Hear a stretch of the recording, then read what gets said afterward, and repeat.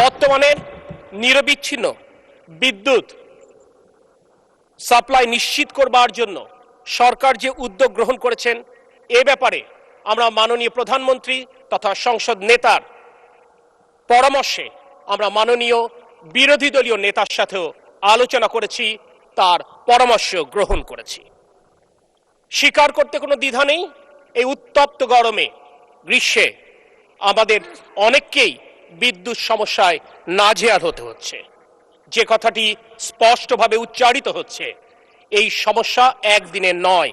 এই পুঞ্জীভূত সমস্যার দায় কোনোভাবেই বর্তমান নির্বাচিত সরকার কিংবা কারণ নয়, এটি বিগত ফ্যাসিস্ট সরকারের অব্যবস্থাপনার দায় আমাদের সকলকে নিতে হচ্ছে। আর তাই বর্তমানে উৎপাদন ক্ষমতা কাগজে কলমে অনেক বেশি থাকলেও বাস্তবতার সাথে সেটির গড়মিল রয়েছে।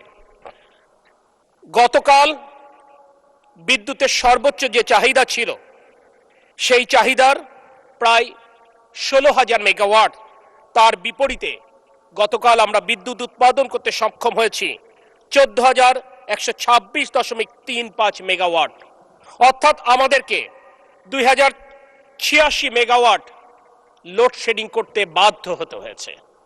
এবং এক্ষেত্রে একটি নীতি এই সরকার প্রথম থেকে গ্রহণ করেছিল, যেহেতু ফসল ওঠার মৌসুম, অর্থাৎ কোনোভাবেই আমাদের কৃষকেরা যেন ক্ষতিগ্রস্ত না হয়, অর্থাৎ ফসলের ক্ষেতে সেচের জন্য পর্যাপ্ত ডিজেল এবং বিদ্যুৎ নিরবিচ্ছিন্ন রাখবার নির্দেশনা মাননীয় প্রধানমন্ত্রী আমাদেরকে দিয়েছিলেন।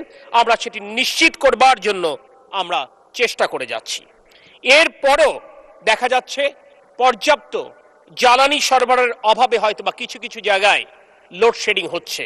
এই বিষয়টি সহনীয় মাত্রায় আনবার জন্য মাননীয় প্রধানমন্ত্রীর পরামর্শে এবং বিরোধী দলীয় নেতার সাথে আলোচনা ক্রমে আমরা রাজধানী ঢাকাতে 110 মেগাওয়াট প্রাথমিকভাবে পরীক্ষামূলকভাবে লোডশেডিং করবার সিদ্ধান্ত গ্রহণ করেছি।